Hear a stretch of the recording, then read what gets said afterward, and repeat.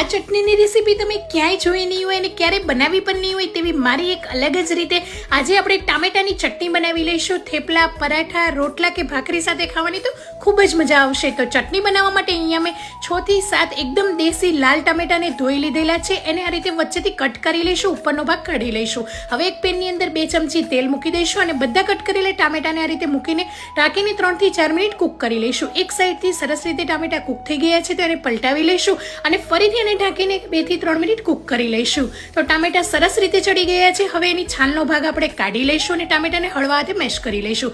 ઉપરથી સ્વાદ પ્રમાણે મીઠું, 2 સૂકા મરચાંને વચ્ચેથી કટ કરીને એડ કરીશું, 1 તીખા લીલા મરચાંના ટુકડા, આદુના ટુકડા, 1 ચમચી જેટલું આખું જીરું, થોડી એવી લીલા ધાણાની દાંડલી એડ કરીશું અને થોડા ફુદીનાના પાન, 3 ચમચી જેટલું લીલું લસણ એડ કરી લઈશું. બધી વસ્તુને સરસ રીતે મિક્સ કરી લઈશું અને લો ગેસની ફ્લેમ પર ઢાંકીને ફરીથી 2 થી 3 મિનિટ કૂક કરી લઈશું. બધી વસ્તુ સરસ રીતે સોફ્ટ થઈ ગઈ છે તો હવે એની અંદર 1 ચમચી જેટલો કાશ્મીરી મરચું પાવડર એડ કરી લઈશું. તમે તીખું લાલ મરચું પાવડર પણ એડ કરી શકો. થોડો એવો ઝીણો સમારેલો ગોળની જગ્યાએ ખાંડ પણ લઈ શકો અને જો તમને સ્વીટ પસંદ ના હોય તો સ્કીપ પણ કરી શકો. બધી વસ્તુને મિક્સ કરીને ઠંડુ કરી લઈશું અને મિક્સર જારમાં એડ કરી લઈશું. થોડા એવા લીલા ધાણા એડ કરીને સરસ રીતે ચટણીને ગ્રાઇન્ડ કરી લઈશું. અચકચરી ગ્રાઇન્ડ કરવાની છે, એકદમ ફાઇન પેસ્ટ નથી કરવાની. તો એકદમ ચટપટી અને એક અલગ જ રીતે ટામેટાની ચટણી તૈયાર છે. શિયાળાની ઠંડીની અંદર તમે પણ જરૂરથી ટ્રાય કરજો. Thank you.